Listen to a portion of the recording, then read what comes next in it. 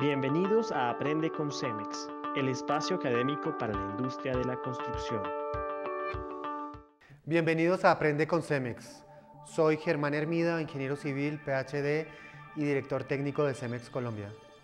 En esta serie abordaremos temas de ingeniería para enriquecer su conocimiento sobre el concreto y sus aplicaciones. El día de hoy hablaremos sobre muestras extraídas a una estructura más conocidas como núcleos o corazones. La resistencia mecánica del concreto a compresión o flexión se compra y se vende todos los días. Para ello, proveedores como consumidores fabrican especímenes como cilindros, cubos, vigas.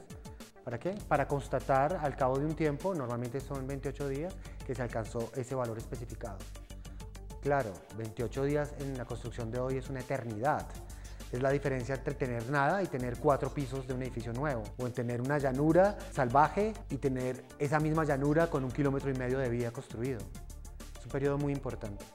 La mayoría de las veces la resistencia obtenida en estos especímenes alcanza y excede la especificada y no pasa nada. Pero en algunas ocasiones no lo logran y allí empiezan los problemas, empieza el dilema. ¿Será que la estructura es capaz de soportar las cargas para las que fue diseñada? ¿Será que debo reforzar? ¿Debo demoler? Las normas, por supuesto, indican el camino, dan las soluciones de salir de una situación como esta. Y uno de los pasos para entender si el material o la estructura es competente es justamente acercarse a la estructura y extraer unas muestras, unos núcleos o corazones, como se les dice en México, y ensayar dichas muestras en laboratorio. El día de hoy vamos a hablar justamente de núcleos. Vamos a entender cuál es el alcance de un resultado de núcleo, hasta dónde se puede usar, hasta dónde no. Ese es el propósito de hoy.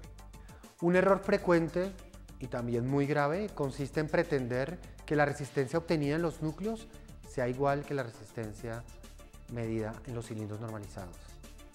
Ese punto, junto con otros de los núcleos, vamos a revisarlo. Para ello tenemos que entender primero que todo que existen 3 tipos de resistencia distintos, con alcances distintos.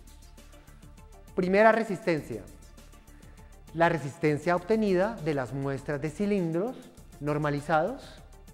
Ese es un tipo de resistencia, ¿de acuerdo? La resistencia normalizada. Segundo tipo de resistencia, la resistencia real del concreto en la estructura o en un elemento dado de la estructura, a la escala que queramos verlo. Muy diferente a la de primero, sí, muy diferente.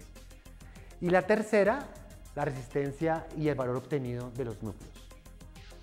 Primero hay que tener muy claro las diferencias entre la primera y la segunda resistencia, y después sí podemos saltar a la resistencia para entender la resistencia de los núcleos. Empecemos por la resistencia de los cilindros normalizados. La resistencia de los cilindros normalizados, y lo digo de una vez, no es la resistencia del concreto en la estructura. Fuerte, ¿no? Pero cierto. Hablemos un poco de los cilindros normalizados. Los cilindros que se hacen en la obra y en la planta del proveedor también siguen un protocolo en su fabricación. Y una vez desmoldados, al otro día, se sumergen bajo agua a una temperatura constante de 23 grados, más o menos 2 grados Celsius, con una pizca de cal disuelta en el agua. Si vemos la estructura no se construye ni bajo agua ni a temperatura constante, es decir, no esperemos que la resistencia de los cilindros, porque es que no lo es, sea igual a la resistencia de la estructura. ¿Cuál es el alcance, o mejor, el sentido entonces de fabricar estos cilindros bajo condiciones idénticas en obra y en planta? ¿Por qué los hacemos entonces? Pues muy bien, la resistencia de los cilindros solamente tiene un propósito y un alcance, y es determinar la resistencia del material bajo unas condiciones de humedad y temperatura dadas. Punto. De esa manera controlo solo el material. Controlo que el material bajo esas condiciones dadas obtenga un nivel de resistencia tanto en el consumidor como en el productor. Eso es todo. Ahora bien, la norma ACTM C31, que es la ¿cómo se llama?, elaboración y curado de especímenes de concreto en campo, se pone estricta en lo que tiene que ver con temperatura y humedad. ¿Por qué? Porque esas dos variables afectan y de manera muy importante la evolución de la resistencia. La norma no habla ni de presión atmosférica, ni velocidad de viento, ni la distancia del concreto a la luna. ¿Por qué? Porque no son relevantes. Lo que realmente afecta a la resistencia son las condiciones de temperatura y humedad bajo las que se hidrata el concreto. Lo afecta durísimo. Por lo tanto, si son importantes estas dos variables, temperatura y humedad, la norma se quita de encima de ese problema diciéndole al proveedor y al consumidor: fijen esos parámetros de temperatura y humedad y ahí, bajo esos parámetros fijos y reales, evalúen solamente el material. Y entonces, yo evalúo el material, pero a la larga me interesa es la estructura. Yo, constructor, diseñador también, usuario final de la estructura, yo quiero saber la resistencia del concreto en la estructura, no bajo agua a 23 grados, no. En la estructura, ¿cómo hago? Bueno, pues la norma le da también la salida. La norma, que es la más usada, pero también la más desconocida, ¿sí?, le dice, bueno, para saber cuál es la resistencia del concreto en la estructura, tiene que hacer un grupo paralelo de cilindros. Y esos cilindros no van bajo agua o a una temperatura, no. Esos cilindros los fabrican y se ponen al lado de la estructura recién fundida.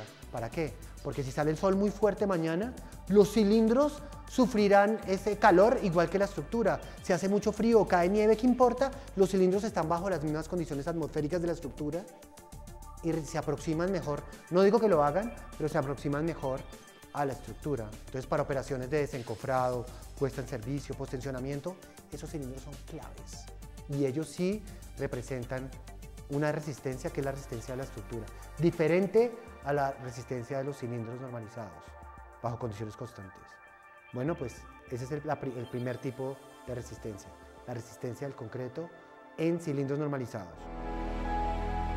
Continúa en el próximo capítulo de Resistencia del concreto y núcleos 2.